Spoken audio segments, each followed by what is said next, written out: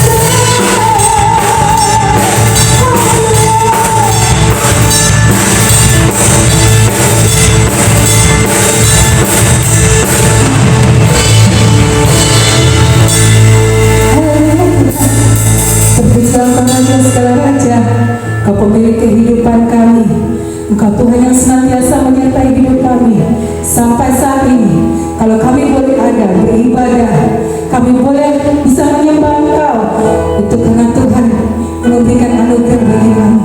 Terima kasih Allah Immanuel, Allah yang selalu beserta dengan kami. Terpujilah nama-Mu Allahku. Terima kasih Yesus.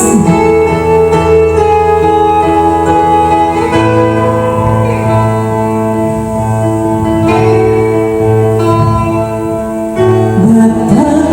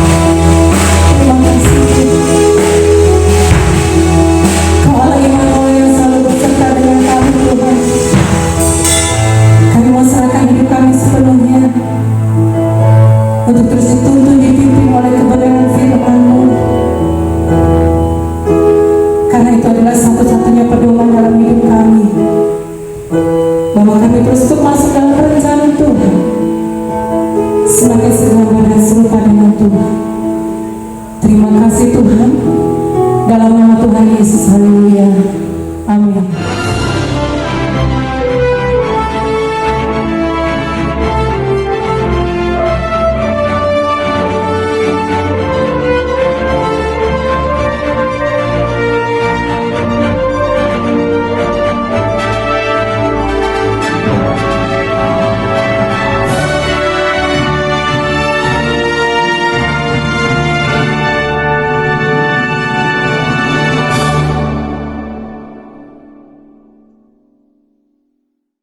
Bapak, Ibu, Saudara yang dikasihi Tuhan, sepanjang bulan ini kita telah dan akan membahas 3 penghalang untuk hidup di dalam rencana Tuhan. 3 penghalang untuk hidup di dalam rencana Tuhan. 2 minggu yang lalu kita sudah membahas bagaimana mengatasi ketakutan. Itu 2 minggu lalu. Minggu lalu kita sudah belajar bagaimana mengatasi kebimbangan. Kalau mungkin saudara tidak sempat minggu lalu mengikutinya atau 2 minggu lalu mengikutinya, saudara bisa mengikuti kembali dengan membuka channel YouTube kita MDC Tulung Agung. Saudara bisa mengikuti bagaimana caranya mengatasi ketakutan dan bagaimana caranya mengatasi kebimbangan. Tema kita pada hari ini adalah jangan putus asa. Bagaimana agar kita tidak putus asa? Bapak, Ibu, Saudara yang dikasihi Tuhan, saya mau ngajak kita membaca Alkitab kita dari Injil Yohanes pasal 21. Injil Yohanes pasal 21 ayat 1 sampai 14. Saya akan bacakan bagi kita semua. Kemudian Yesus menampakkan diri lagi kepada murid-muridnya di pantai Danau Tiberias. Dan ia menampakkan diri sebagai berikut. Di pantai itu berkumpul Simon Petrus, Thomas yang disebut Didimus, Nathanael dari Kana yang di Galilea, anak-anak Zebedeus dan 2 orang muridnya yang lain. Kata Simon Petrus kepada mereka, "Aku pergi menangkap ikan." Kata mereka kepadanya, "Kami pergi juga dengan engkau." Mereka berangkat lalu naik ke perahu. Tetapi malam itu mereka tidak menangkap apa-apa.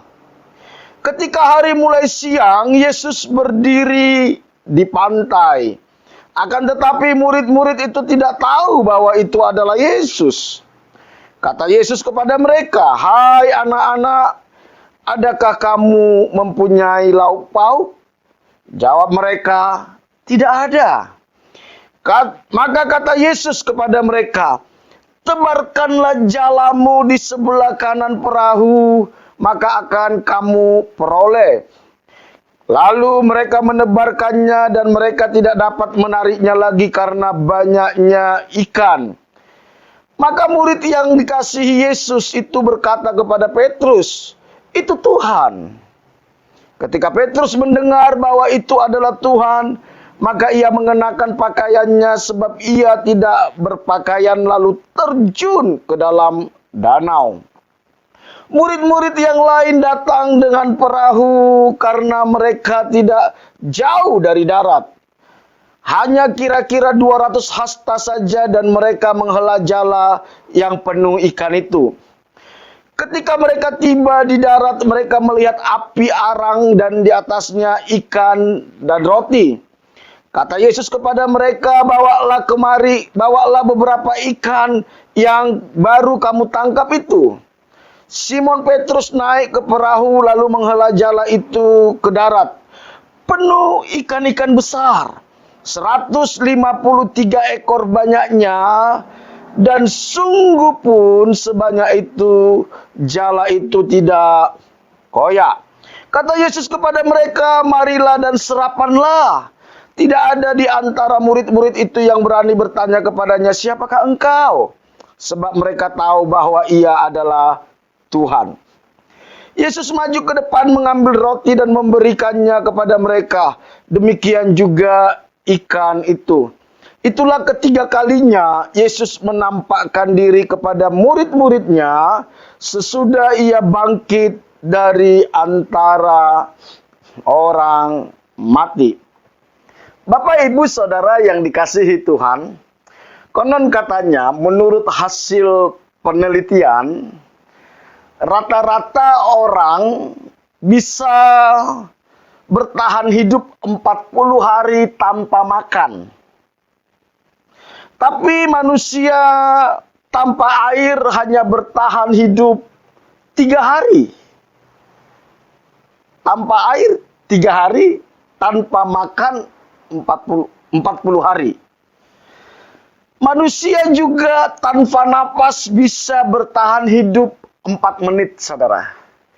Jadi kita punya kemampuan untuk tanpa napas itu 4 menit.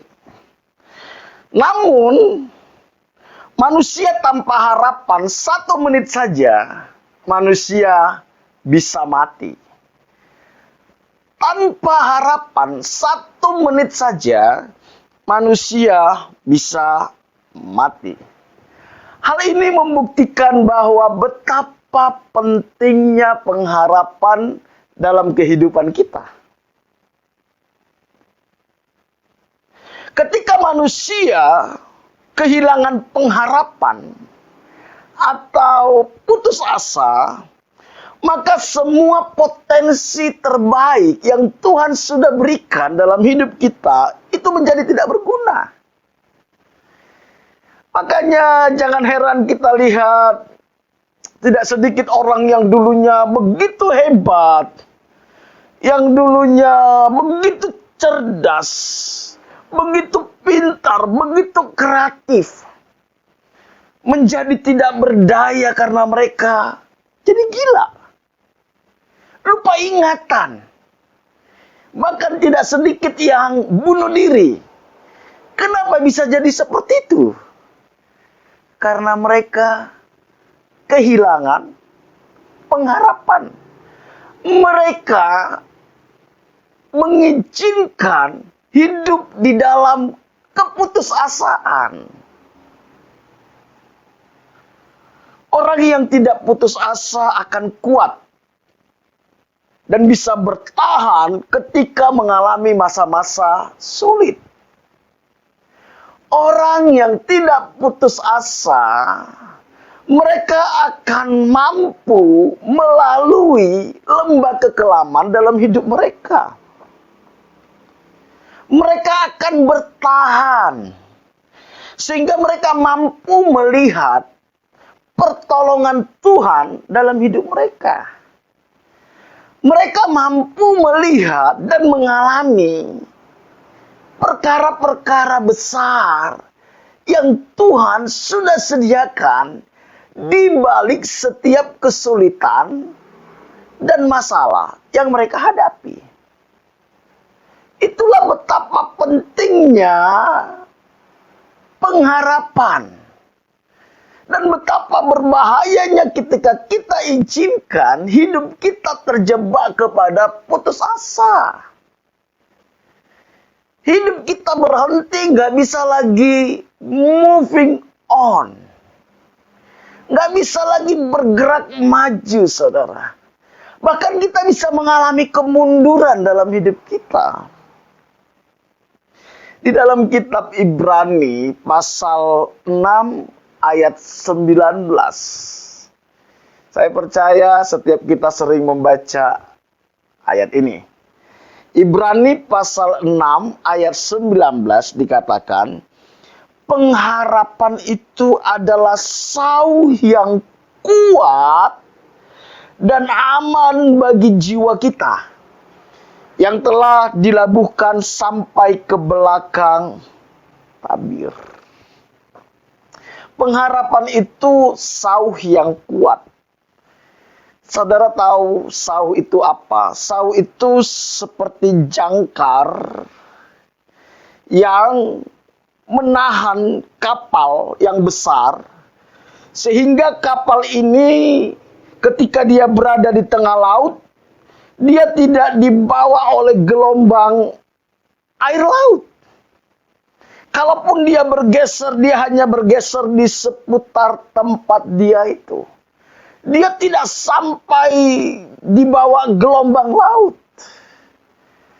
Sauh itulah yang menahan kapal itu bisa tetap stabil di tempat yang sudah ditetapkan. Begitu juga dengan hidup kita, saudara. Pengharapan itu sauh yang kuat, yang menahan hidup kita, sehingga kita tetap berjalan di dalam rencana Tuhan, sehingga kita tidak keluar dari panggilan Tuhan, tidak keluar dari rencana Tuhan.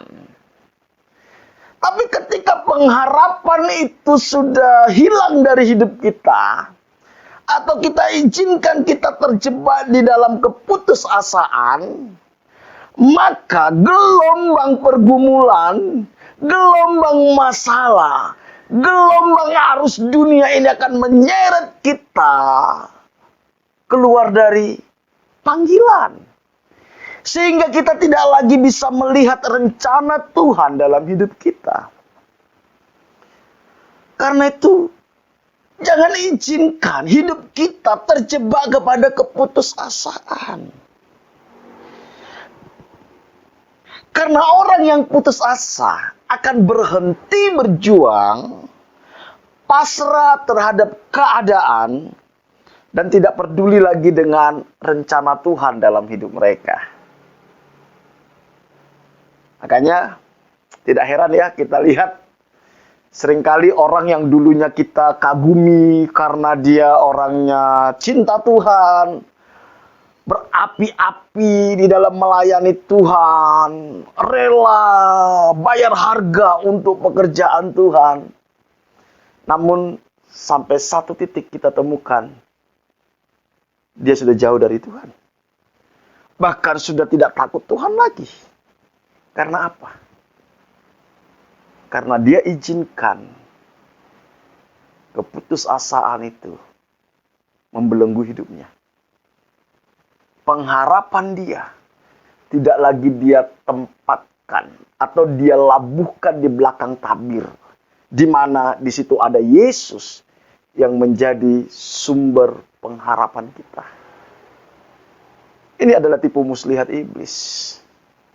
Iblis ingin kita putus asa dengan permasalahan yang sedang kita hadapi.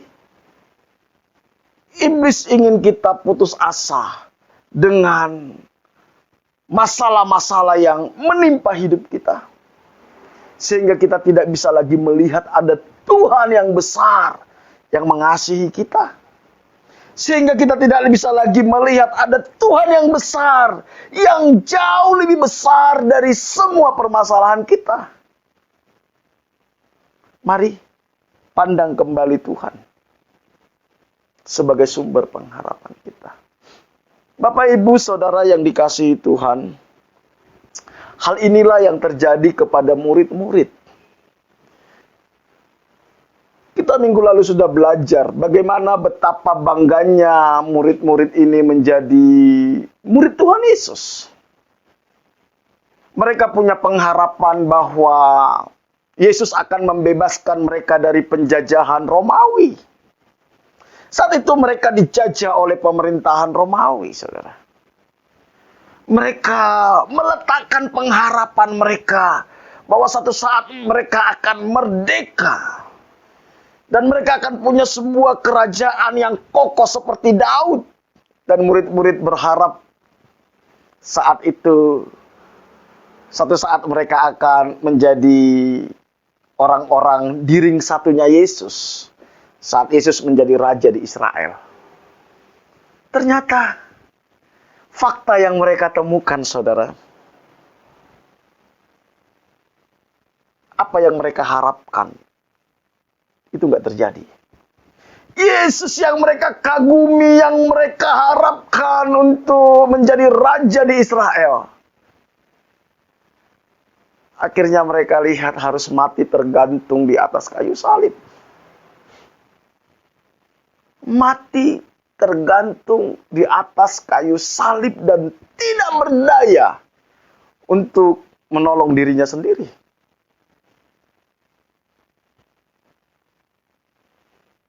Sehingga mereka berpikir bahwa tidak ada lagi harapan. Sehingga mereka mulai dikuasai oleh ketakutan. Hidup dalam kebimbangan. Dan akhirnya mereka mulai putus asa, saudara. Bukankah itu yang sering terjadi dalam hidup kita? Ketika apa yang kita harapkan rasanya tak kunjung tiba. Seolah-olah Tuhan tidak mampu menolong kita. Seolah-olah Tuhan tidak mau menolong kita. Seolah-olah Tuhan membiarkan kita sendiri. Apakah itu yang membuat saudara akhirnya mulai putus asa? Sehingga saudara mulai berkata, udahlah saya nggak Tuhan-Tuhanan lagi. Saya tidak gereja-gerejaan lagi. Saya tidak pelayanan-pelayanan lagi. Sehingga saudara mulai kembali kepada masa lalu saudara. Dan tidak sedikit saya temukan orang Kristen terjebak ke dalam situasi ini.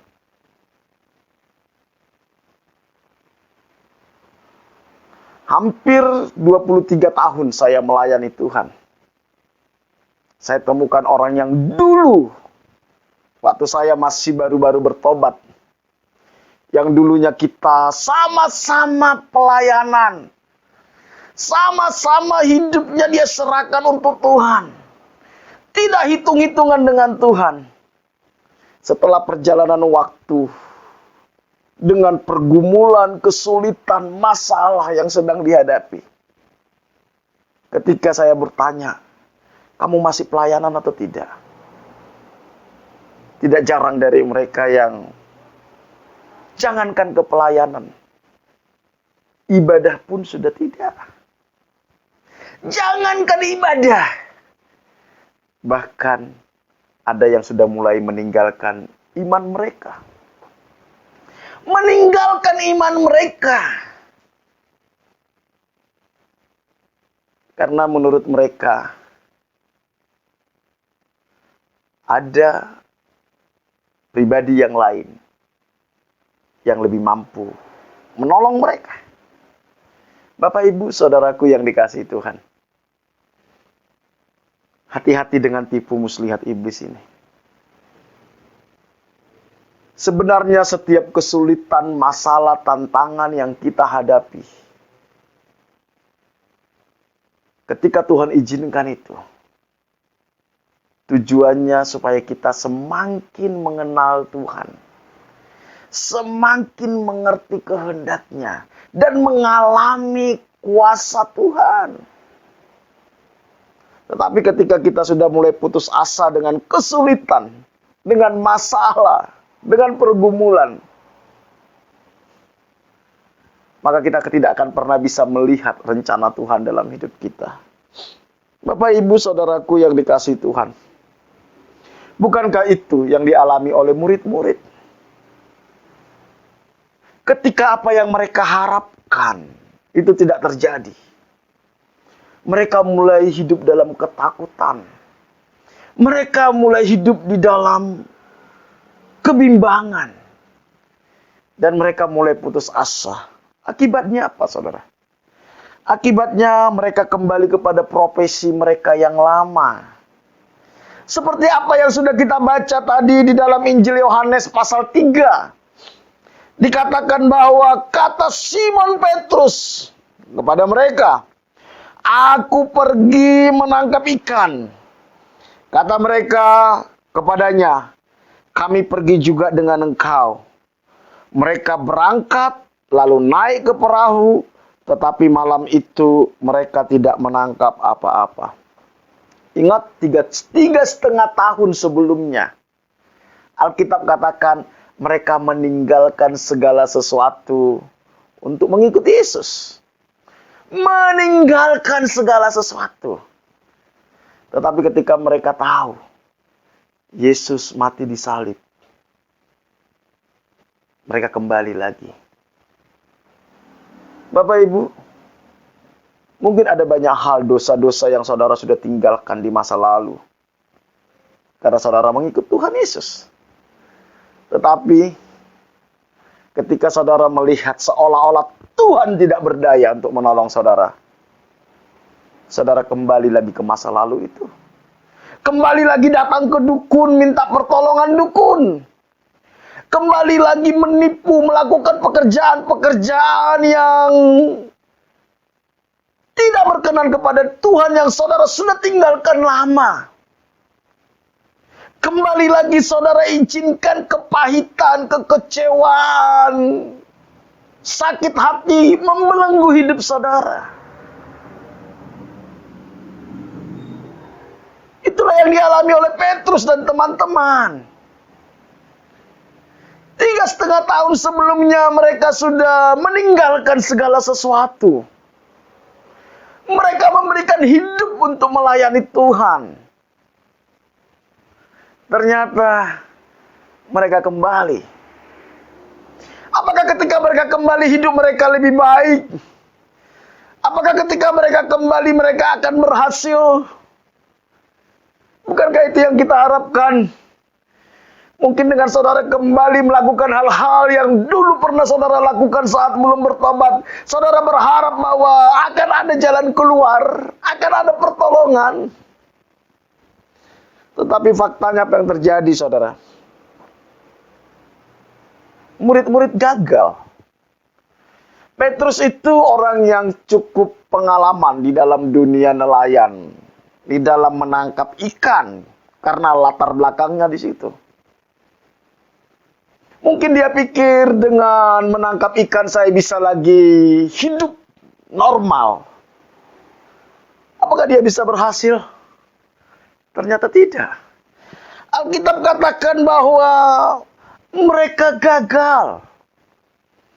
Di dalam Yohanes 21 ayat 3-5 tadi dikatakan.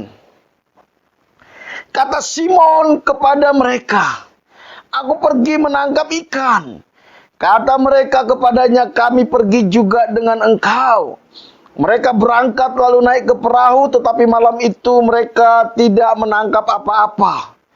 Ketika hari mulai siang, Yesus berdiri di pantai. Akan tetapi murid-murid itu tidak tahu bahwa itu adalah Yesus. Kata Yesus kepada mereka, "Hai anak-anak, adakah kamu mempunyai lauk pauk?" Jawab mereka, "Tidak ada." Mungkin mereka pikir, kalau saya kembali bekerja seperti dulu, saya bisa mencukupi kehidupanku. Selama ini mungkin ketika mereka melayani Tuhan, mereka hidup dari mujizat yang Tuhan kerjakan. Mereka hidup dari mujizat. Mereka mulai mengandalkan kekuatan mereka. Mereka bekerja dengan menjadi nelayan. Ternyata apa yang mereka dapat? Mereka tidak dapat apa-apa. Sepanjang malam sampai hampir siang, Alkitab katakan, mereka sudah berusaha bekerja keras. Mengandalkan kekuatan sendiri. Ternyata mereka gagal. Gagal. Bapak, Ibu, saudaraku yang dikasihi Tuhan. Ketika kita keluar dari panggilan, keluar dari rencana Tuhan, maka semua usaha dan kerja keras kita itu akan sia-sia.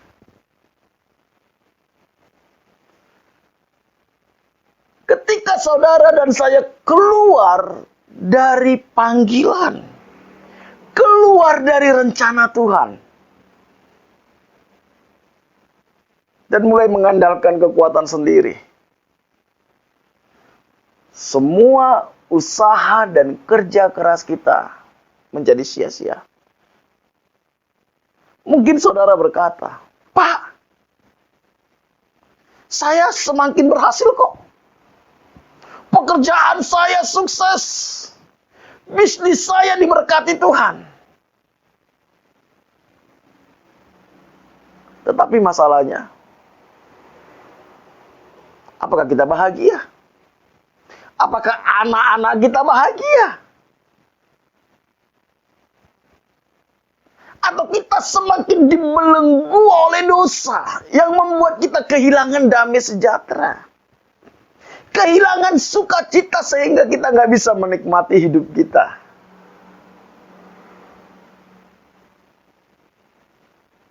Bapak, Ibu, saudaraku yang dikasihi Tuhan, ketika kita mulai putus asa, kita akan mudah terjebak mengandalkan kekuatan sendiri. Dan kita mulai tidak peduli dengan Tuhan. Akhirnya kita hidup di dalam kegagalan demi kegagalan.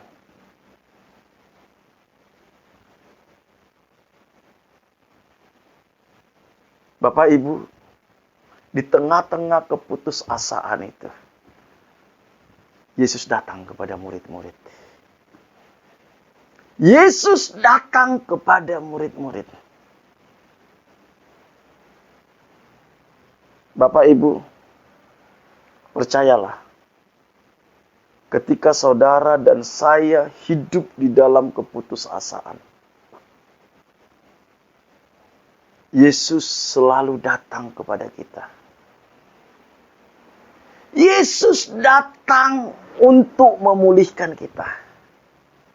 Masalahnya bagaimana respon kita? Apakah kita mengizinkan Tuhan memulihkan hidup kita dan kita mau taat kepada Tuhan? Atau kita tetap hidup di dalam kekecewaan kita?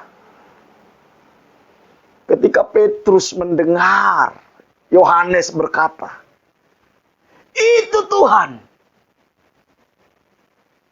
Respon Petrus, dia langsung pakai pakaiannya karena saat itu dia tidak pakai pakaian. Habis itu dia renang jebur ke laut, saudara, ke danau. Dia berenang, dia tinggalkan teman-temannya. Dia menghampiri Yesus. Sebuah respon yang luar biasa. Ketika Tuhan katakan, "Aku mengasihi engkau," bagaimana respon kita? Apakah kita sok jual mahal kepada Tuhan? Atau kita mau sungguh-sungguh kembali kepada Dia dengan harga yang mahal? Saudara, ketika Yesus datang kepada mereka, Tuhan tidak marah. Tuhan tidak katakan, "Kalian ini memang tidak setia. Katanya dulu rela mati buat saya." Tuhan tidak katakan gitu. Tuhan mulai dengan sebuah pertanyaan, "Hai anak-anakku, adakah lauk pauk padamu?" Ketika saudara mulai meninggalkan Tuhan, ketika saudara mulai memberontak kepada Tuhan, ada sebuah panggilan dari Tuhan berkata, "Hai anakku." Kita anak Tuhan, saudara. Yang sudah ditebus, kembalilah kepada Bapa kita. Karena di luar Bapa kita gak bisa berbuat apa-apa. Di luar rumah Bapa kita hanya akan jadi gembel seperti anak yang hilang. Kembalilah, kembali. Dan Dia peduli dengan kebutuhan kita. Dia tidak hanya peduli dengan kerohanian kita. Dia tidak hanya peduli dengan pelayanan kita. Dia peduli kebutuhan kita sehari-hari. Masalahnya, maukah kita percaya? Maukah kita taat?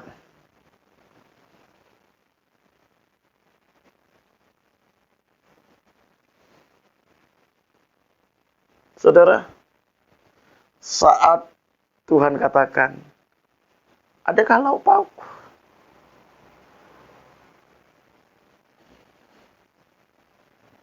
Nggak ada.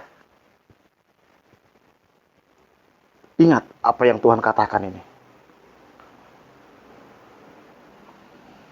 Kenapa murid-murid kecewa dan putus asa, saudara?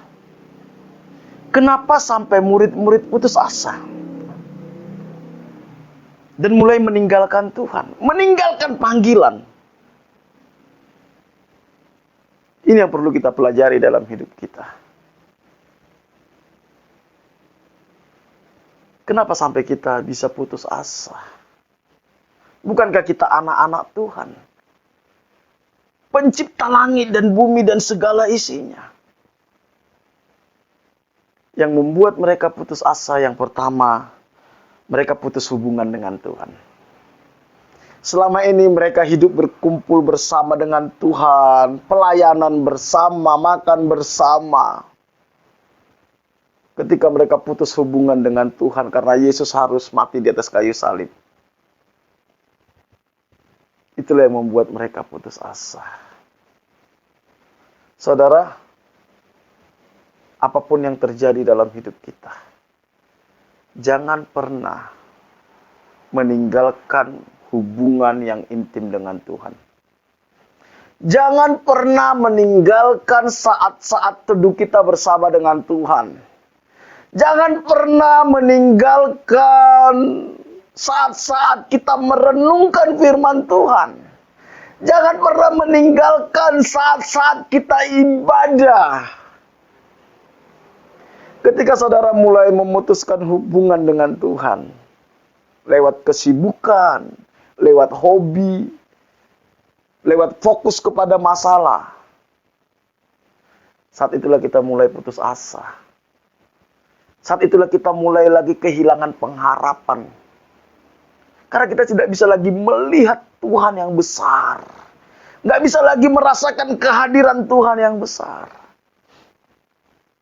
Jadi murid-murid, ketika mereka putus hubungan dengan Tuhan, saat itulah mereka mulai putus asa. Perhatikan orang-orang yang putus asa dalam hidupnya. Pasti mereka sudah mulai mengabaikan saat-saat teduh mereka. Saat-saat penyembahan mereka. Saat-saat mereka ibadah. Waktunya ibadah mereka tidak ibadah. Itu sebenarnya jebakan iblis. Sehingga mereka terjebak mengandalkan kekuatan sendiri. Dan akhirnya mereka putus asa. Yang kedua, mereka lupa janji Tuhan, saudara. Saudara, firman Tuhan itu yang menguatkan hidup kita. Ketika saudara izinkan pergumulan itu menguasai hati dan pikiran kita, saat itulah kita lemah. Tetapi ketika kita izinkan firman Tuhan yang mengontrol, menguasai hidup kita, maka saat itulah kita punya pengharapan.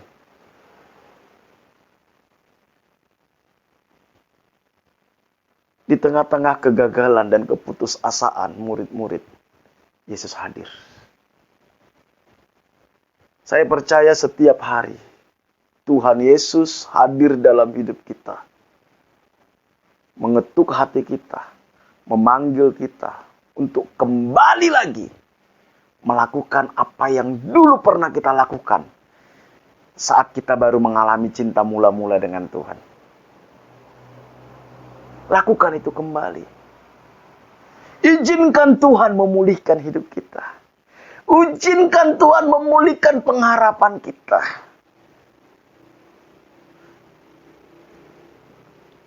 Bagaimana respon murid-murid? Nah, kita belajar di sini, saudara.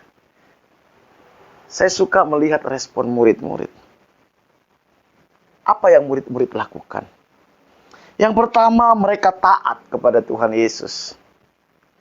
Di tengah-tengah mereka mulai putus asa. Satu malaman mereka menjala ikan, mereka tidak dapat apa-apa, saudara. Yesus hadir di sana. Percayalah, di tengah-tengah kegagalanmu, Yesus selalu hadir. Masalahnya kita mengenali Dia atau tidak. Murid-murid hampir tidak mengenali Tuhan Yesus. Padahal mereka 3,5 tahun hidup bersama dengan Tuhan Yesus.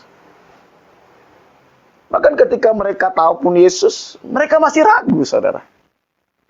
Masihkah saudara ragu akan kasih Tuhan dalam hidup kita? Tapi sekalipun begitu mereka belajar taat. Kalau kita lihat di dalam Yohanes 21 ayat 6 dikatakan, maka kata Yesus kepada mereka, tebarkanlah jalamu di sebelah kanan perahu, maka akan kamu peroleh. Lalu mereka menebarkan dan mereka tidak dapat menariknya lagi karena banyaknya ikan.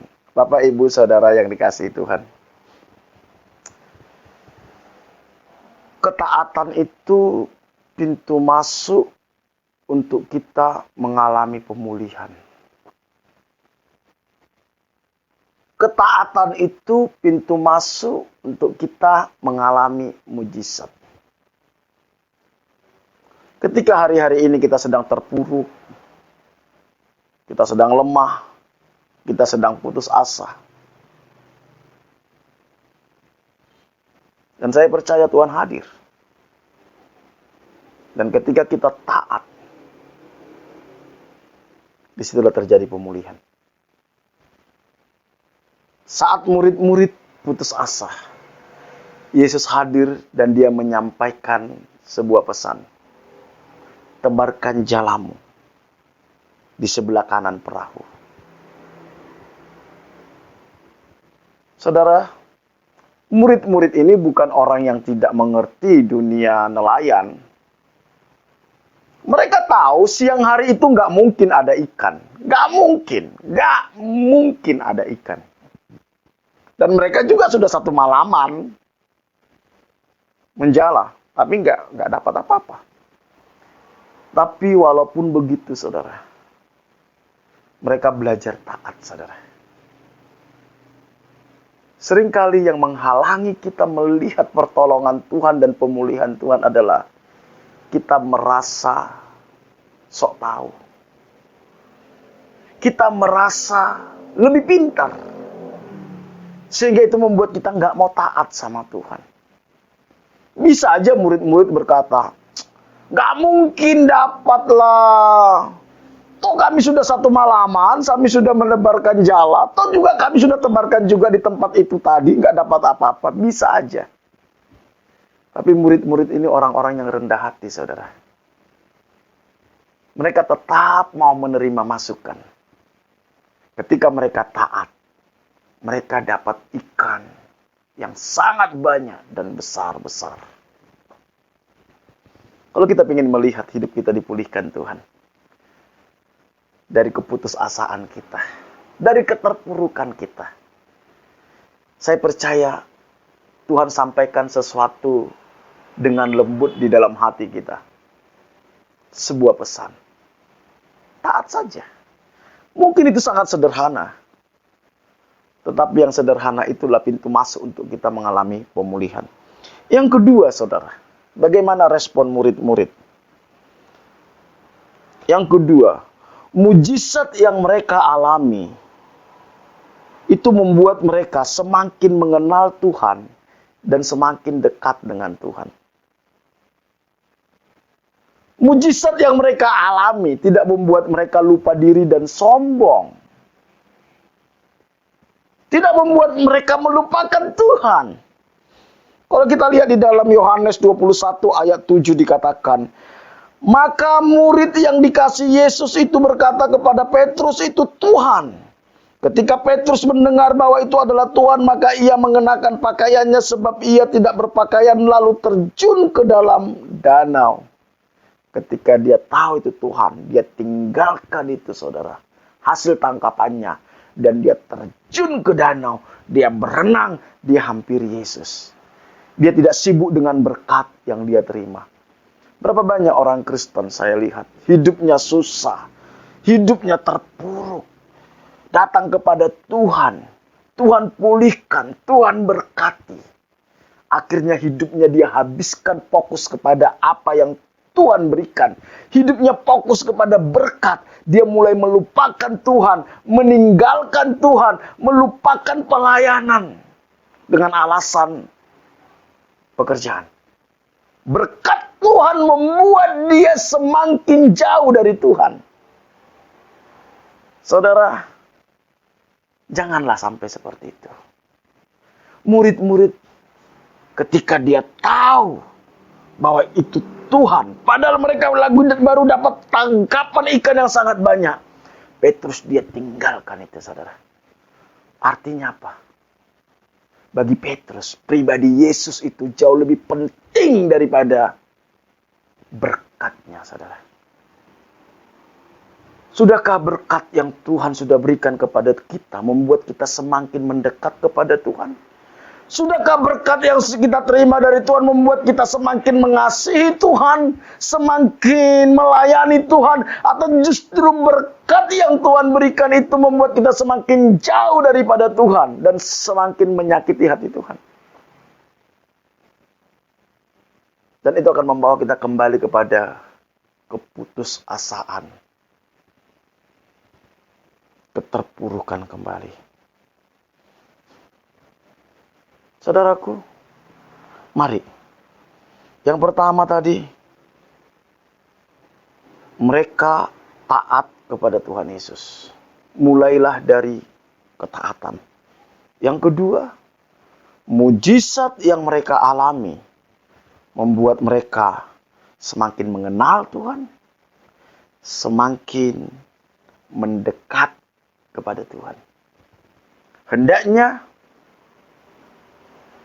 mujizat berkat yang kita alami itu membawa kita semakin mengenal Tuhan, semakin mendekat kepada Tuhan. Dan yang terakhir, yang ketiga, bagaimana respon murid-murid, saudara. Ketika Tuhan Yesus datang di tengah-tengah keputusasaan mereka, murid-murid meninggalkan perahu mereka dan hidup di dalam rencana Tuhan, yaitu melayani Tuhan. Coba kita lihat. Akhirnya mereka tinggalkan lagi tuh perahu mereka, saudara. Dan sejak saat itu, saudara, Petrus tidak pernah kembali lagi menjadi nelayan, saudara. Tidak pernah. Hidupnya dia berikan sepenuhnya untuk melayani Tuhan. Hidupnya dia abdikan untuk memuliakan Tuhan. Sampai akhirnya dia rela mati disalibkan, terbalik, demi memberitakan Injil. Maukah kita meninggalkan semua ambisi kita dan berkomitmen untuk melakukan apa yang Tuhan inginkan dalam hidup kita? Maukah kita meninggalkan semua ambisi-ambisi kedagingan kita, ambisi hawa nafsu kita, dan kita mau berkata, Tuhan, aku mau berkomitmen. Hidupku sepenuhnya hanya untuk memuliakan Tuhan. Hanya untuk memuliakan Tuhan, hanya untuk melayani Tuhan. Hanya untuk melakukan kehendak Tuhan. Melakukan kehendak Tuhan lewat pekerjaan yang Tuhan percayakan. Lewat bisnis yang Tuhan percayakan. Melakukan kehendak Tuhan lewat rumah tangga kita. Melakukan kehendak Tuhan lewat studi yang Tuhan percayakan kepada kita. Melakukan kehendak Tuhan lewat semua aspek kehidupan kita. Biar ini yang menjadi tujuan hidup kita. Bapak, Ibu, saudaraku yang dikasihi Tuhan, mungkin selama ini kita gagal di dalam melakukan kehendak Tuhan. Semakin kita gagal melakukan kehendak Tuhan, semakin kita hidup dalam keputusasaan. Tapi saat ini Tuhan hadir. Tuhan ingin memulihkan hidup kita dan membawa kita masuk ke dalam rencananya. Saya akan akhiri dengan sebuah tulisan yang pernah disampaikan oleh Thomas Alva Edison. Thomas Alva Edison pernah mengatakan seperti ini. kelemahan terbesar kita terletak pada menyerah.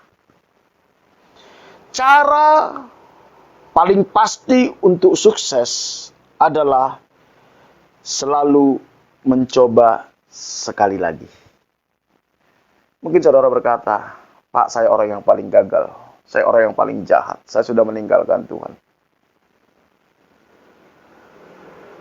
Saat ini ada panggilan dari Tuhan. Coba lagi. Coba lagi untuk mengasihi Tuhan. Coba lagi untuk melayani Tuhan. Coba lagi untuk saat teduh. Coba lagi untuk datang ke gereja beribadah. Coba lagi untuk merenungkan firman Tuhan. Jangan menyerah dan putus asa. Ketika kita mau terus mencoba, saya percaya kita akan mengakhiri pertandingan iman kita. Dan kita akan melihat semua rencana Tuhan digenapi dalam hidup kita. Mari kita tundukkan kepala kita berdoa. Kami bersyukur buat kebenaran firman-Mu. Engkau yang mengetahui kondisi anak-anak-Mu saat ini, Tuhan.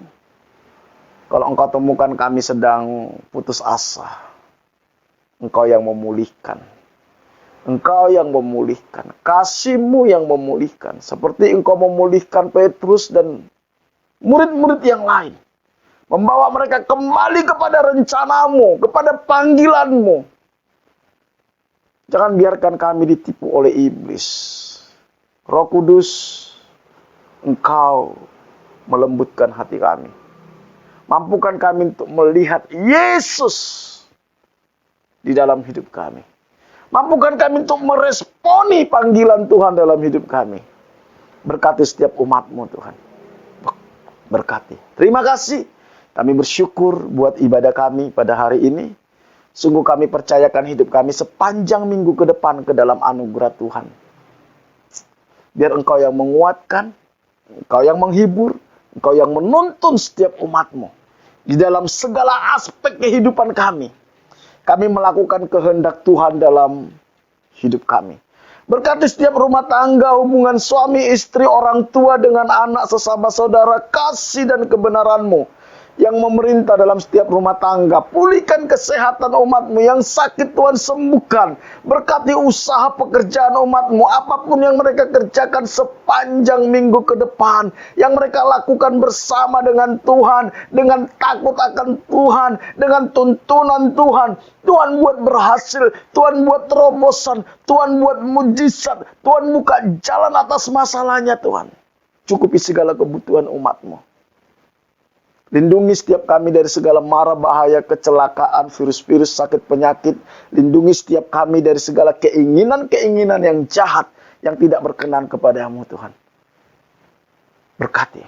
Pakai setiap umat-Mu untuk menjadi berkat bagi orang-orang yang ada di sekitar kami.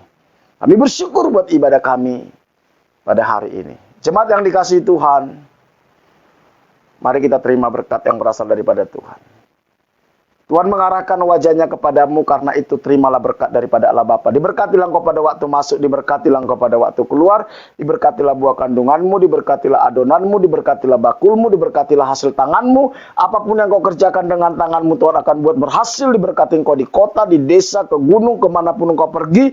Tanda-tanda ajaib menyertai engkau. Engkau akan naik dan tidak akan menjadi turun. Engkau akan menjadi kepala dan bukan menjadi ekor. Anak cucumu akan perkasa di bumi. Engkau akan disebut sebagai orang yang beruntung dan berbahagia, dan lewat hidupmu akan banyak orang menerima berkat yang berasal daripada Tuhan. Jika engkau hari ini sungguh-sungguh mendengarkan suara Tuhan Allahmu yang kusampaikan kepadamu, dan engkau setia melakukannya, maka berkat-berkat ini akan menjadi milikmu.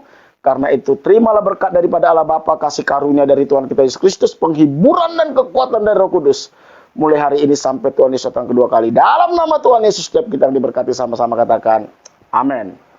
Bapak, Ibu, Saudara yang dikasihi Tuhan, ibadah online kita selesai. Sampai bertemu dalam ibadah online minggu depan. Bagi Bapak, Ibu, Saudara yang sehat, saudara boleh mengikuti ibadah onsite yang kita lakukan setiap hari Minggu jam 10 pagi. di Barata Entertainment lantai 2, Ruang Arjuna, Tulung Agung. Barata Entertainment lantai 2, Ruang Arjuna, jam 10 pagi. Tentu dengan protokol kesehatan, pakai masker atau pakai face shield, ya, kita jaga jarak dan tidak boleh terlalu lama ngobrol-ngobrol, begitu selesai ibadah langsung pulang. Bagi Bapak Ibu Saudara yang digerakkan Tuhan untuk memberikan persembahan, baik itu persembahan persepuluhan, persembahan syukur, persembahan pembangunan maupun persembahan misi, saudara bisa langsung menghubungi bendahara gereja kita. Tuhan Yesus memberkati kita semua.